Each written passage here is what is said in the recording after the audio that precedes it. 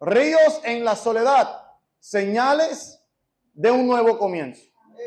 Ahora bien, los versículos o los capítulos de Isaías. Isaías es el profeta o la profecía más extensa que se encuentra en la Biblia, es el libro de Isaías, es la profecía más extensa.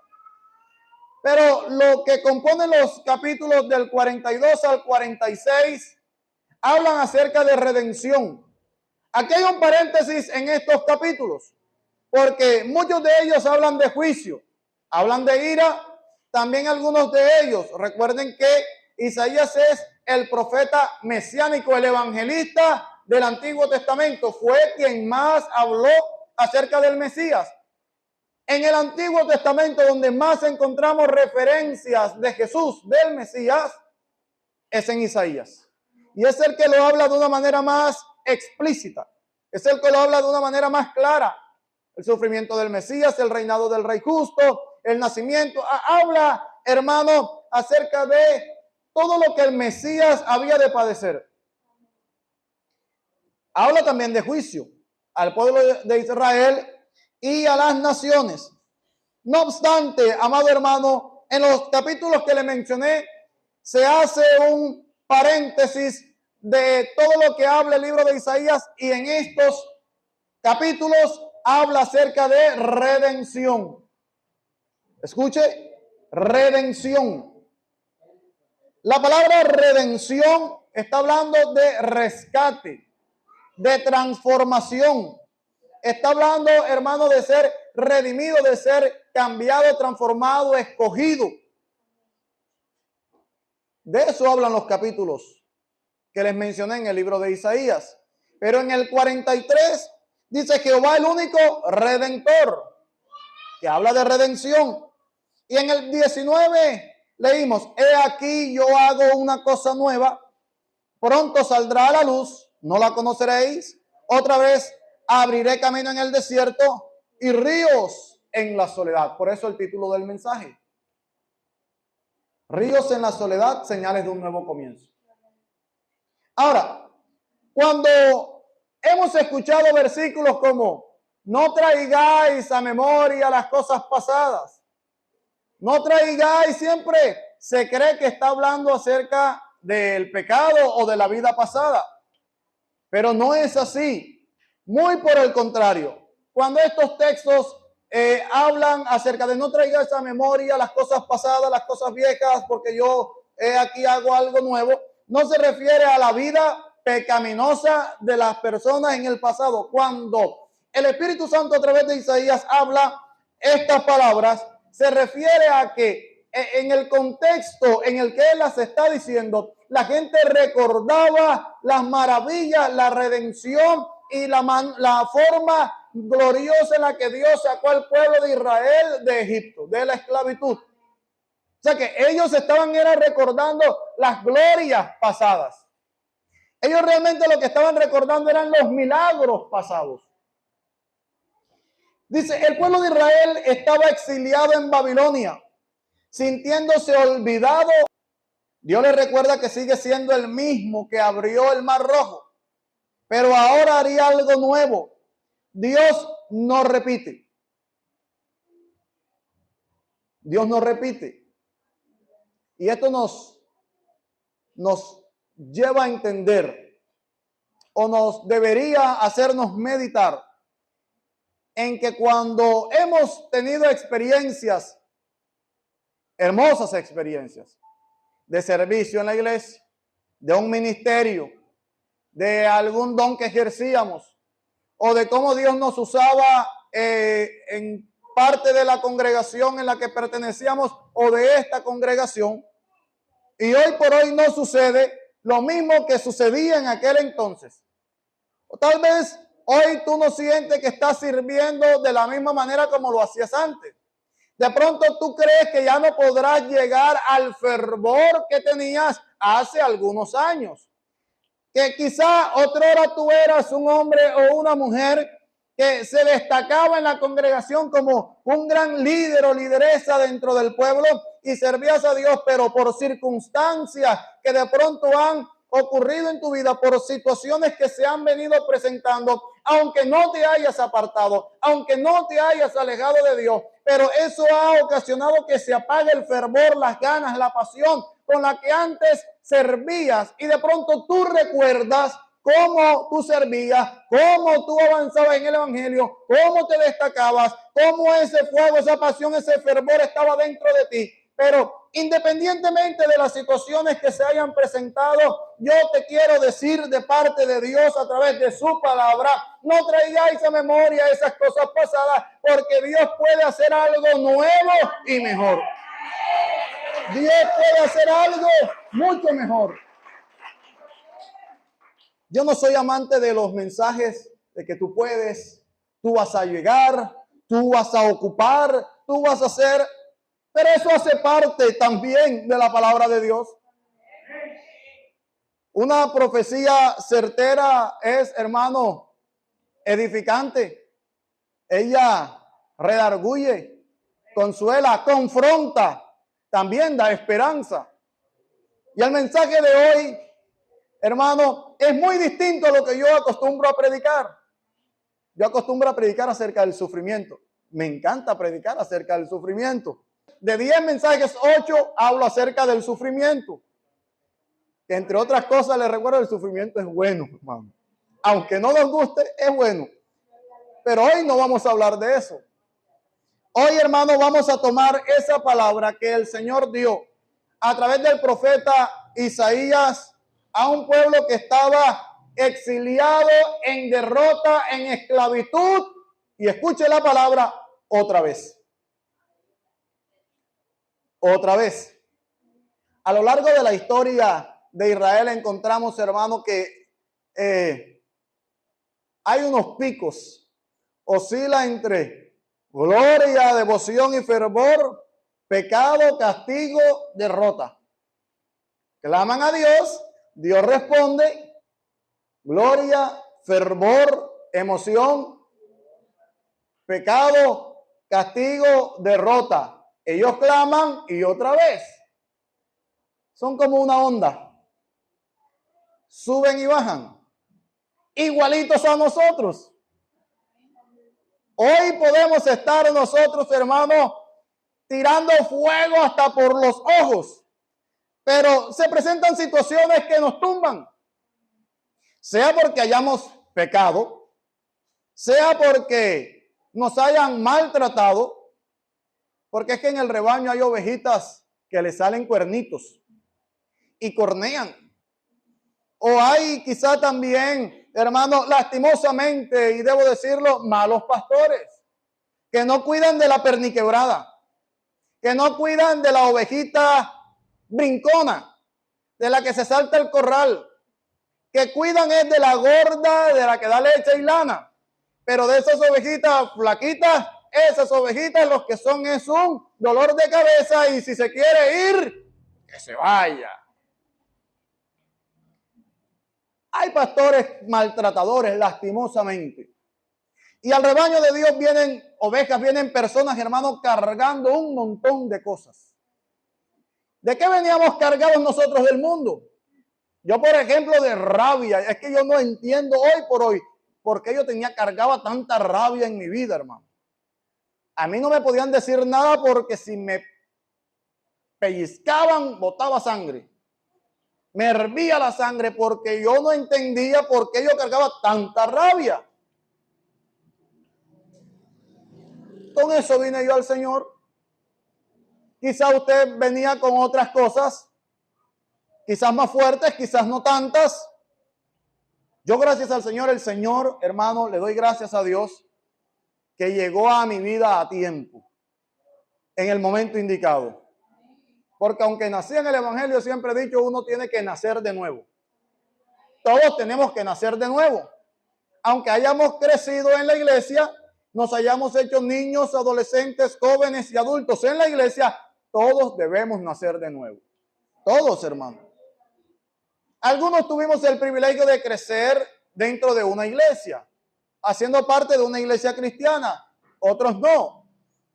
Hermano, pero todos hemos venido cargando con cosas de nuestra vida pasada que nos pesan, son cadenas que nos pesan.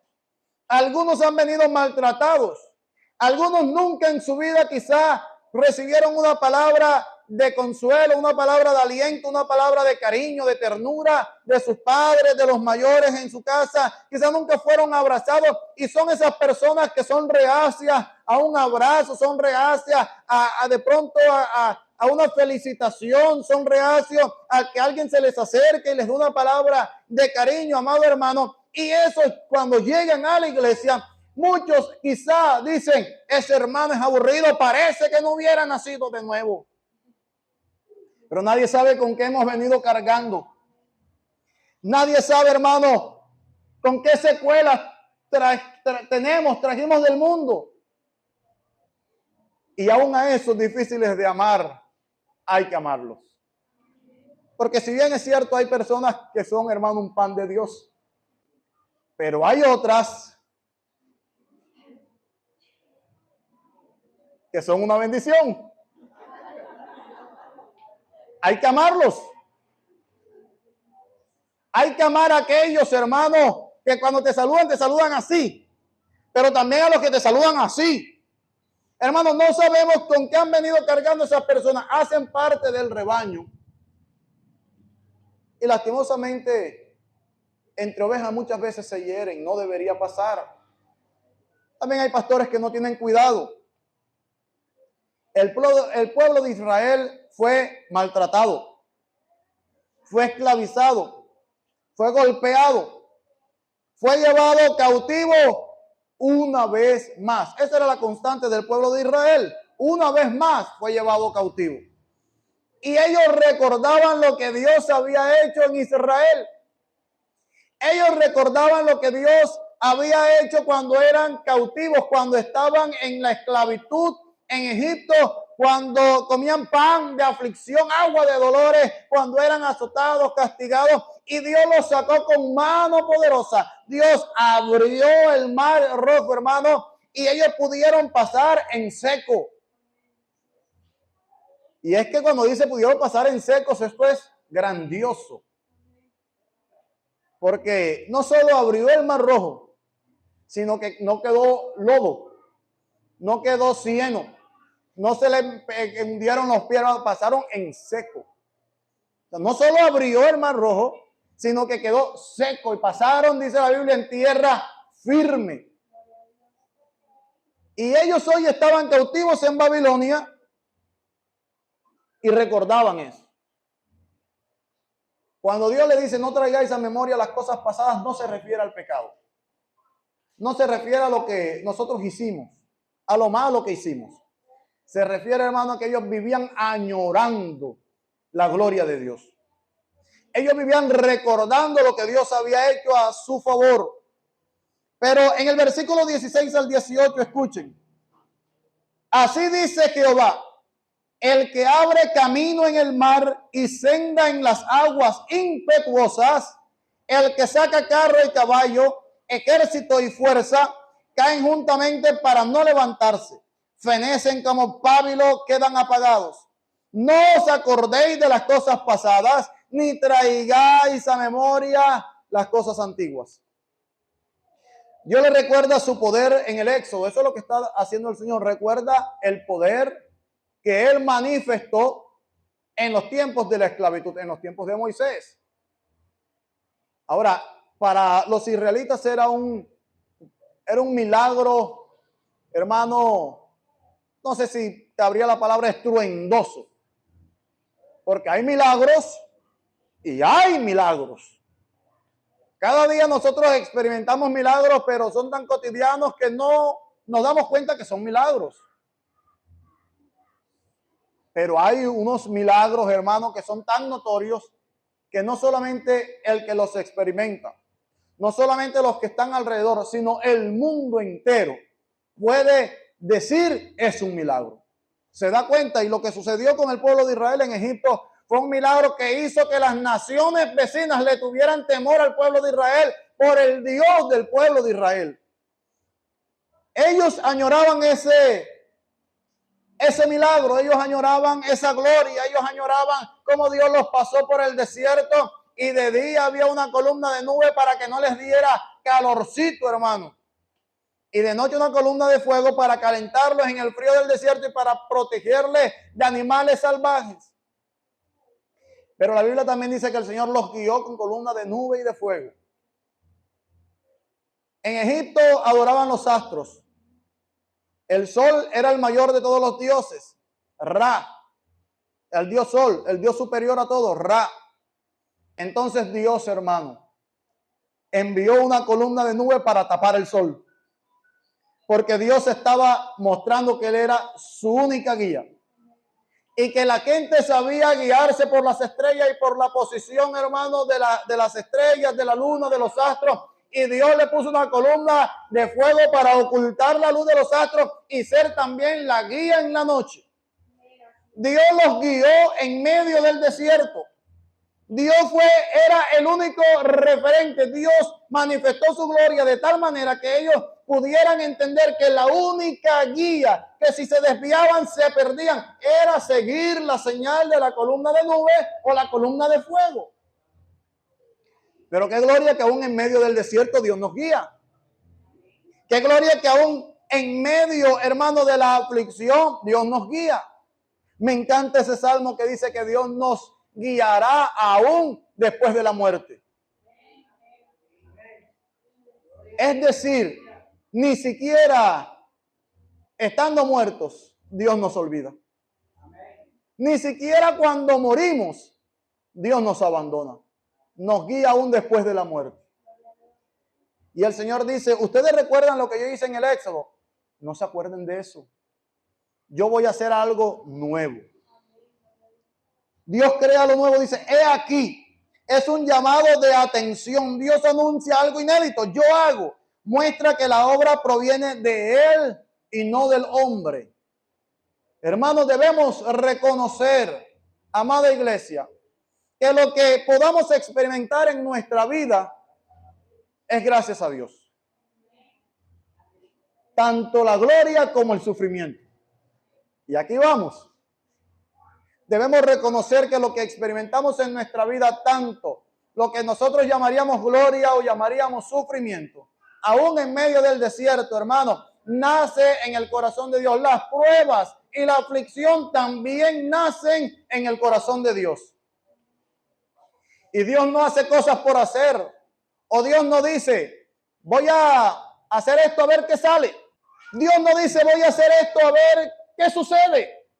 Dios tiene todo planeado, Dios tiene todo planificado, Dios tiene todo organizado. Déjame decirte que tu vida y la mía están en el plan, en el diseño, en el propósito de Dios. Que aunque nosotros nos queramos salir, Dios nos está encaminando. Aunque lo que estés viviendo ahora mismo, tú lo veas como un desierto y creas que de donde estabas viendo la gloria de Dios, la bendición de Dios. Pero hoy parece que todo está difícil. Aún en medio de esa dificultad, Dios te está guiando. Dios está contigo.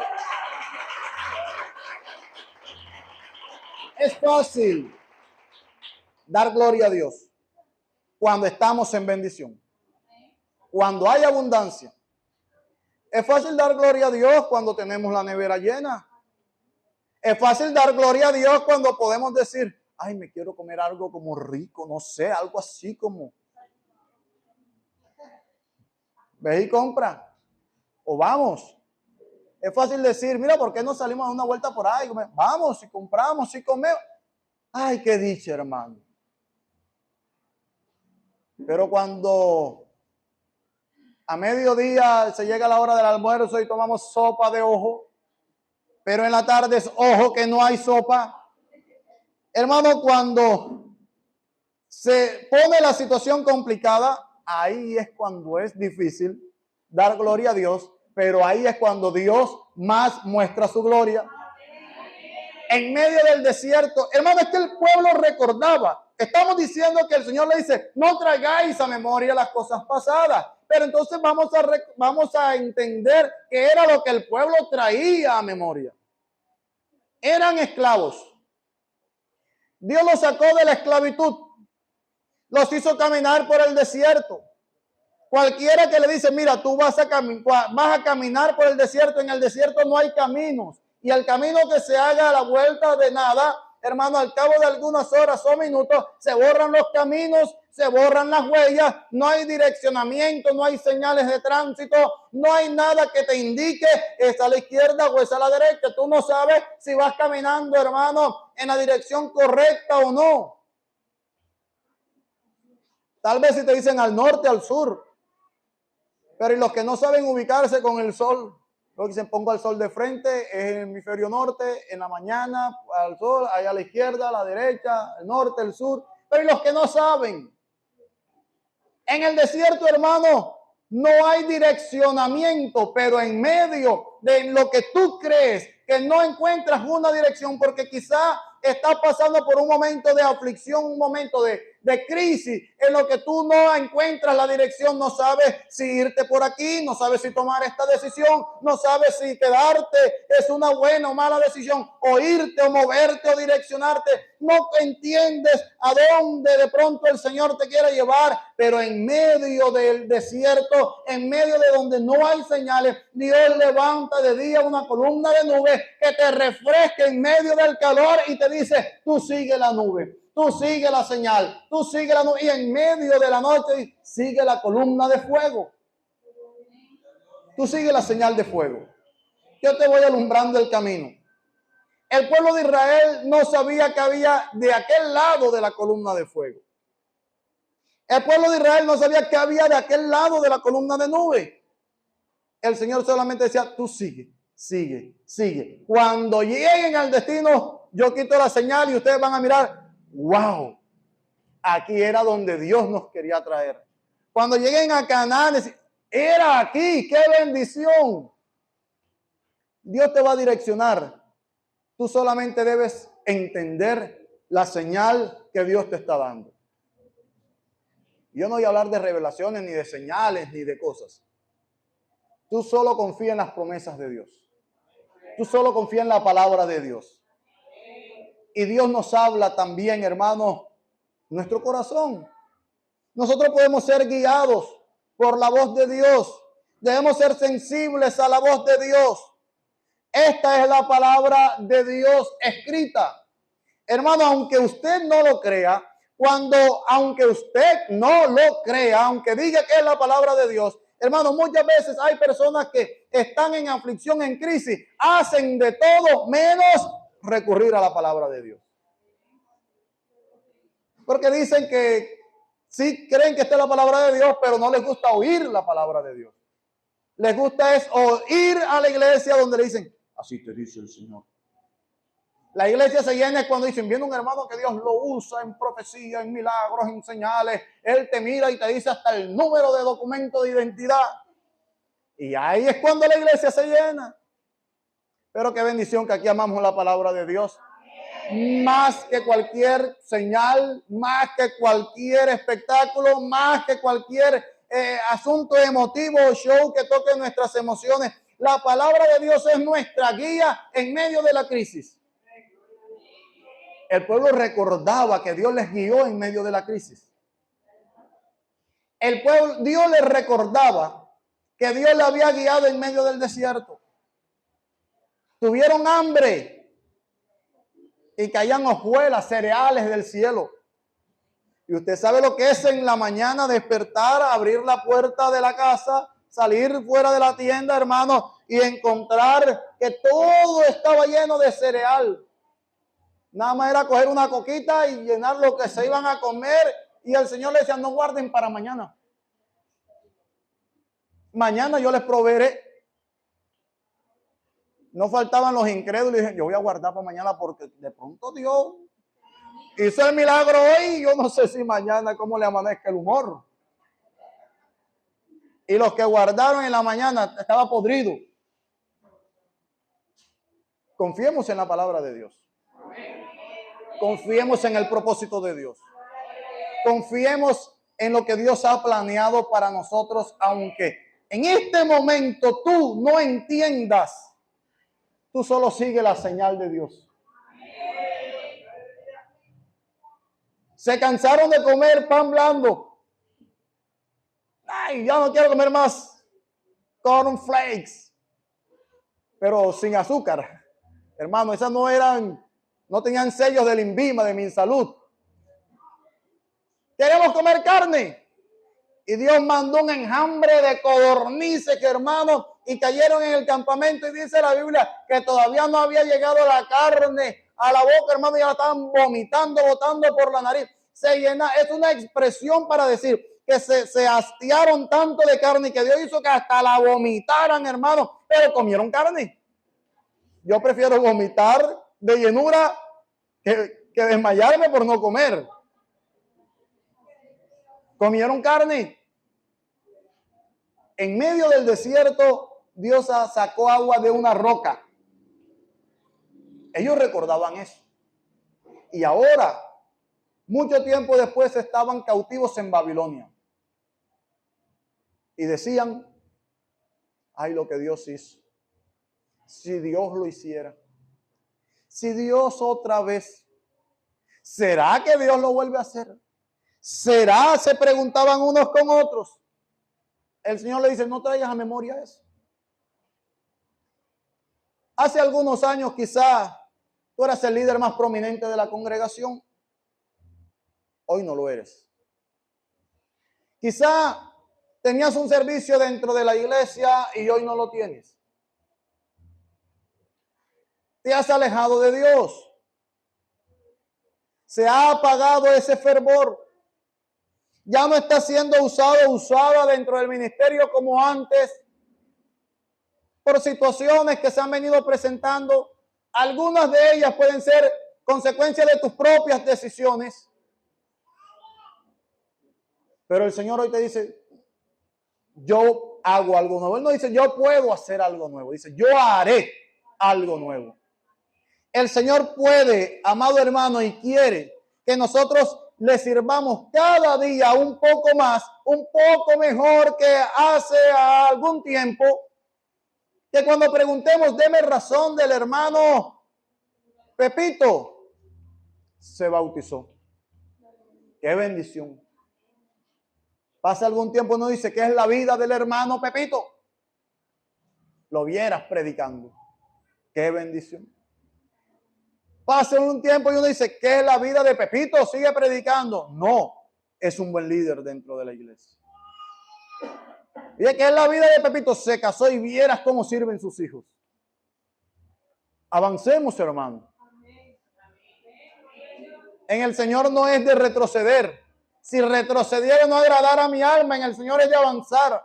En el Señor es de querer más.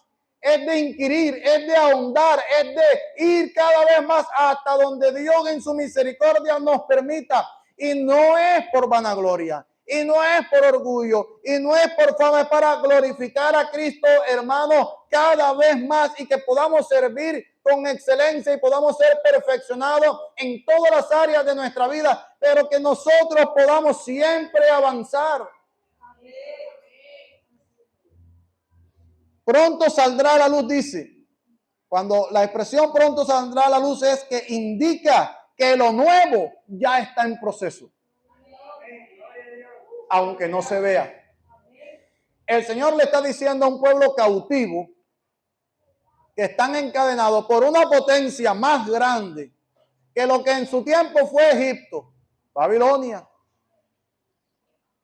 Y ellos se lamentan y dicen y recuerdan cuando el Señor nos sacó, cuando el Señor nos libertó, cuando cantamos, cantaré al Señor por siempre, su diestra es todo poder, echó a la mar los carros de Faraón, quien nos perseguía cuando el Señor hizo. Ahora una potencia mayor los tiene cautivos y el Señor les dice a través del profeta, pronto saldrá a la luz. Eso indica que ya lo que Dios había determinado hacer ya estaba en proceso. Solamente faltaba era que saliera, que se diera a conocer, que se notara. Aunque no se viera. Como cuando una mujer está embarazada. Ya hoy se puede saber si es niño o niña. Ya hoy se puede saber. Pero no sabemos si va a tener las orejitas del papá, el color de piel de la mamá, el cabello, hermano. En mi caso yo todo pensé y todos pensábamos menos que mi hijo se iba a parecer más a mi suegro que a mí. No sabemos. No hay forma de saber a quién se van a parecer. Solo sabíamos que estaba embarazada, obviamente, pero no sabíamos cómo iba a ser. Bueno, el Señor dice, pronto saldrá a la luz. ¿Cuántos estarán embarazados de un proceso? ¿Cuántos estarán pariendo un proceso? ¿Cuántos estarán atravesando un momento tan duro, hermano, y tan difícil que uno dice, Dios mío, esto es como un dolor de parto? ¿Cuándo será que veré a la luz lo que se está gestando, lo que se está formando? Bueno, el Señor le dijo al pueblo de Israel en un momento de cautividad, en un momento de agonía, en un momento de lamento, dice, pronto saldrá a la luz lo que ya yo determiné que iba a suceder. Hermano, es un mensaje de esperanza a un pueblo cautivo.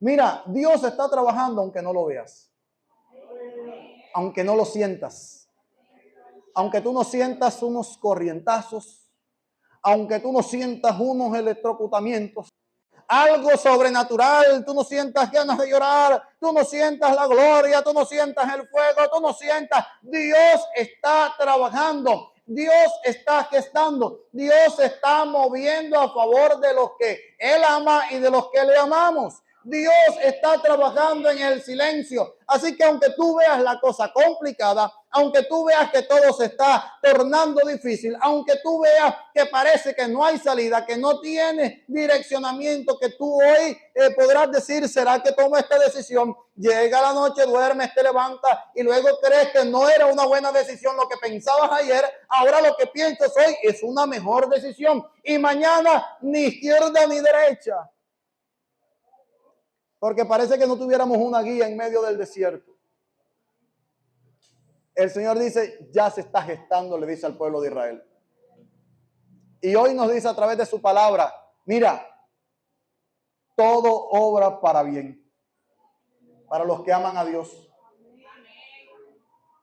Esa aflicción obra para bien. Ese sufrimiento por el que estás atravesando obra para bien. Ese proceso doloroso obra para bien. Mira, si el Señor mostró su gloria en tu vida, en algún momento específico que tú puedes testificar y decir, la verdad fue Dios quien obró, porque hoy dudas de que Dios no puede hacer algo, hermano, igual, pero el Señor dice a través de su palabra, ni lo recuerdes porque será algo nuevo, algo mejor. Puede ser ese siervo, esa sierva que en algún tiempo añoraste ser. El Dios que abre camino en el 19 dice, no lo conoceréis otra vez. Dice, otra vez abriré camino en el desierto. En el desierto no hay caminos. Ni había señalización, ni GPS, ni Waze. Hermano, si hacía un camino era perder el tiempo. Es ilógico que en un desierto se hagan caminos, en el contexto en el que se escribe la profecía, porque se pierden. Pero el Señor dice, yo abriré caminos en el desierto. Dios va a obrar de una manera en la que tú no esperes, pero Dios va a obrar. Dios va a obrar en tu vida. Mira, quizás tú tienes la mirada puesta y crees que la salida es de una manera. Tú crees que la mejor decisión es hacerlo de esta manera.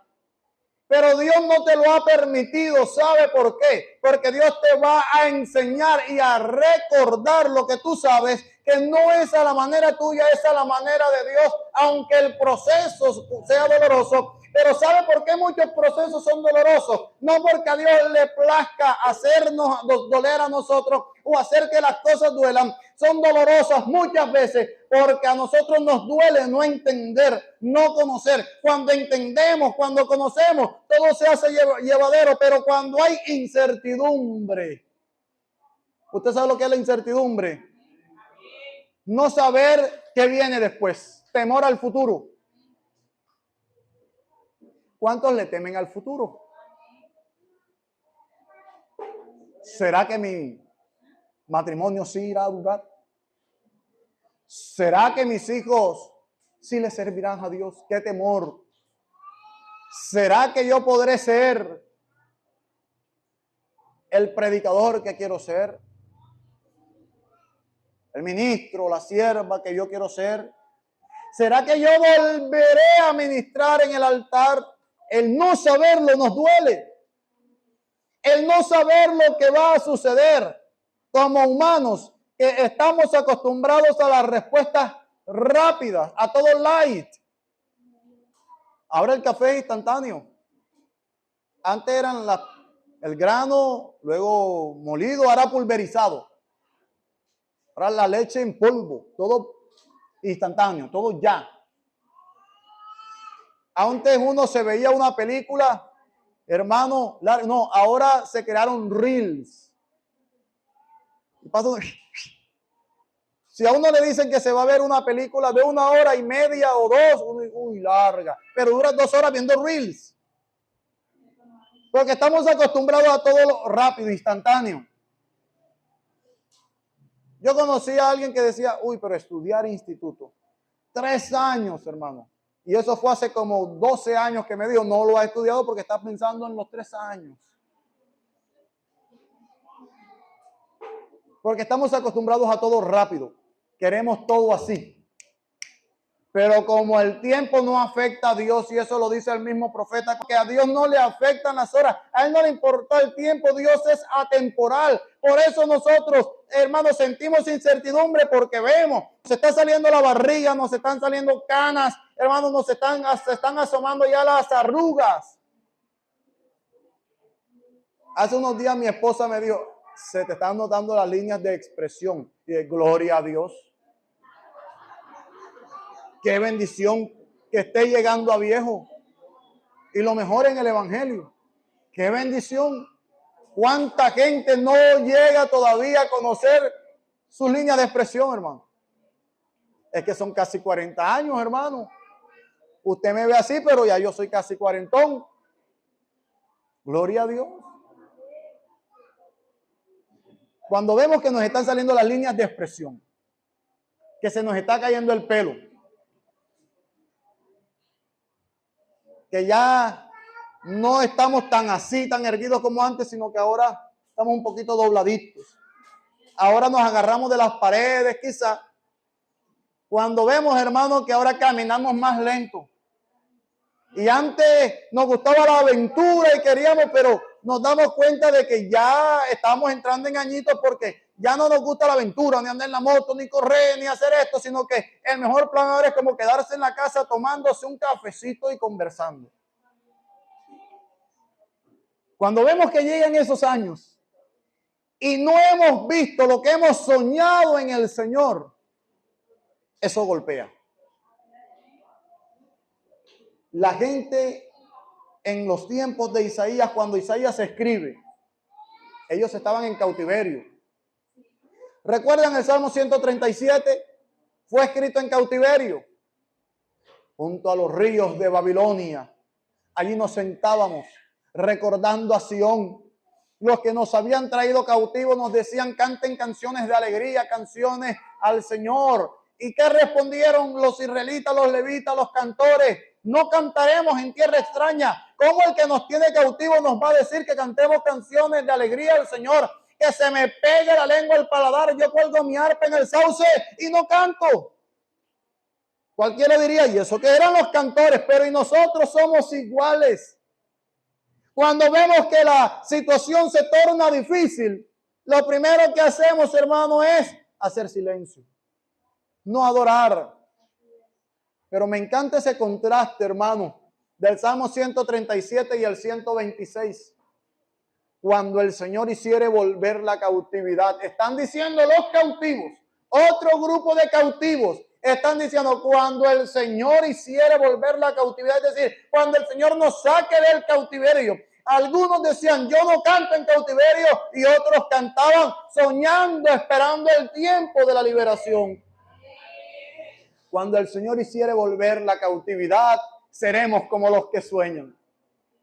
En otra versión dice, cuando el Señor nos saque de la esclavitud, pensaremos que estamos viviendo un sueño.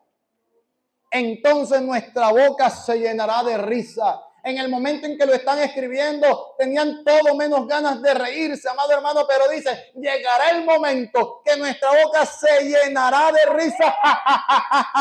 Se llenará de risa nuestra lengua de alabanza. Entonces dirán las naciones, grandes cosas ha hecho el Señor.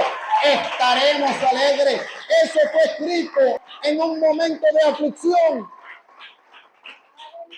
en un momento de esclavitud, en un momento de turbación, en un momento de crisis, fue escrito este salmo. Y ellos dicen, entonces nuestra boca se llenará de risa. No tenían incertidumbre, se hacía más llevadero. ¿Sabe por qué? Porque ellos no tenían incertidumbre, tenían confianza. Ellos tenían esperanza. Ellos confiaban en la palabra de Dios. El desierto representa lo imposible, la sequedad y la soledad. Allí Dios promete abrir caminos y hace fluir ríos. El río trae consigo vida, hermano. Trae la fauna, la flora, todo reverdece. Se acercan animales, hay peces, los peces traen aves. Las aves siembran semillas, hermano. Las semillas traen otros animales. En los crecen árboles, hacen nidos. Donde hay río, hay vida. Por eso el título es Ríos en la soledad. Mira, el Señor está diciéndole al pueblo de Israel, les haré fluir ríos de vida. En la sequedad, en la soledad. El Señor está diciendo, yo voy a hacer algo nuevo. ¿Ustedes se acuerdan de lo que yo hice en el Éxodo? Yo voy a hacer algo mejor. ¿Tú te acuerdas de lo que el Señor hizo alguna vez en tu vida? Dios quiere hacerlo mejor. Y quiero enfatizar en que no es un mensaje emotivo. Es un mensaje basado en la palabra de Dios de esperanza. Porque el pueblo estaba cautivo, pero creía en Dios. Ellos creían en Dios. De hecho, ellos recordaban lo que Dios había hecho. Ellos no ponían en duda lo que Dios había hecho. Ellos recordaban lo que Dios había hecho, pero necesitaban una voz de esperanza. Nosotros podemos estar en la iglesia, podemos creer en Dios, podemos leer la Biblia, podemos haber experimentado la gloria de Dios y estar necesitando un mensaje de aliento, un mensaje de esperanza. Un mensaje que nos diga, mira, Dios está en medio del dolor contigo. Mira, Dios está en medio de la aflicción. Dios está contigo y te lleva de la mano aunque tú no sientas ningún poder sobrenatural, aunque tú no sientas ningún corrientazo, un estremecimiento, aunque tú no sientas que nada, aunque Dios está contigo. Y Dios va a hacer fluir ríos de esperanza, ríos de vida. Él repite su fidelidad, aunque sus métodos cambien. El Señor dice, voy a hacer algo nuevo. Está demostrando su fidelidad. Está repitiendo su fidelidad, aunque el método cambie. Y el asunto también está en que a veces creemos que Dios va a actuar siempre de la misma manera. Que Dios se va a mover a nuestro favor de la misma manera. Dios es fiel y siempre permanecerá fiel, aunque nosotros seamos infieles, pero Él cambiará su método dependiendo de su voluntad. Porque Dios es perfecto y Dios es soberano y tiene el control de todo. Y todo está en manos de Dios. Y a Él nada se le sale de las manos. A Dios nada se le sale de las manos. Tú no te le has salido de las manos a Dios. La prueba que estás atravesando no se le ha salido de las manos a Dios. El momento difícil que hoy estás viviendo, a Dios no lo tomó por sorpresa. Hoy tú estás viviendo una incertidumbre. Dios sabe lo que va a hacer. Tú puedes hacer dos cosas. O haces como los del Salmo 137 me callo y Dios verá a ver, pero yo no canto. O puedes hacer como los del Salmo 126, yo voy a gozarme por lo que sé que Dios va a hacer, que yo no sé qué va a hacer, pero sé que Dios lo va a hacer. Y cuando yo esté experimentando lo que sé que Dios va a hacer, voy a decir, pellizquenme que esto parece un sueño. Hermano, no hay desierto tan árido que la presencia de Dios no transforme. Lo repito, no hay un desierto tan árido que la presencia de Dios no transforme. Dios hace cosas nuevas para su gloria. No es para exaltarnos a nosotros. No es para nosotros vanagloriarnos. No es para nosotros darnos golpes de pecho. Es para la gloria de Dios. En el versículo 20 al 21 dice, este pueblo es creado para mí. Mis alabanzas publicará. Cada renovación tiene un fin. Escucha. Cada proceso, propósito y renovación tiene un fin. Y es que el pueblo adore y exalte la majestad de Dios y su grandeza. Es que el nombre de Cristo sea glorificado. Es que el nombre de Cristo sea exaltado. Mira, no sabes por qué estás viviendo lo que estás viviendo, te lo voy a decir. Es para que Cristo sea glorificado. ¿Cómo puede ser glorificado Cristo en medio de este dolor? Dios te mostrará.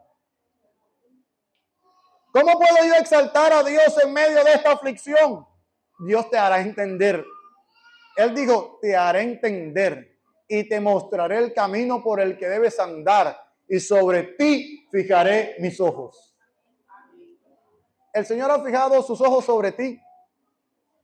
El Señor te ha mirado. El Señor te está guiando.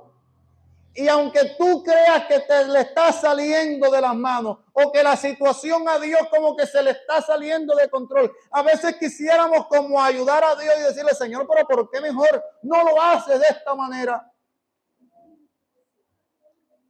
El Señor es soberano. Repita, Dios es soberano. Repite, una vez más, Dios es soberano. Debemos recordarlo. Debemos tenerlo presente. ¿Y sabe qué significa soberano? Que Él manda como Él quiere. Gobierna como Él quiere. Nosotros somos sus hijos. No podemos tener incertidumbre. No podemos desconfiar del amor, del propósito y la fidelidad de Dios. Aunque no lo esté haciendo de la manera en como lo hizo en el pasado, algo va a hacer Dios. Dios puede hacer algo nuevo en las áreas secas de tu vida. Lo que hoy parecen ruinas puede ser el terreno donde Dios hará brotar algo nuevo. Dios no repite métodos. Hay nuevas estrategias y nuevos tiempos. Que aunque Dios es el mismo, los tiempos son distintos. Las generaciones cambian. Estamos en una nueva generación, la generación de los por qué. Hoy todos cuestionan todo y si usted hoy predica algo, fácil es ir a Google y mirar si eso es así. Aunque Dios sea el mismo, los tiempos son nuevos y las estrategias para la iglesia deben ser nuevas. No vivamos solo del pasado. Lo que antes funcionó en una congregación, muchos años después quizás ya no funcione. Porque tenemos una generación distinta. Usted no ve que antes nos quedábamos solamente con la predicación que escuchábamos en el templo. Ahora hay mucho de donde escoger y comparar. Porque hay internet, hay YouTube. Gloria a Dios por los que ven este mensaje a través de YouTube. Pero ahora uno puede buscar mensajes que se acoplen a nuestra doctrina. Antes todo lo que se predicaba uno hacía como los perritos de los carros, de los taxis.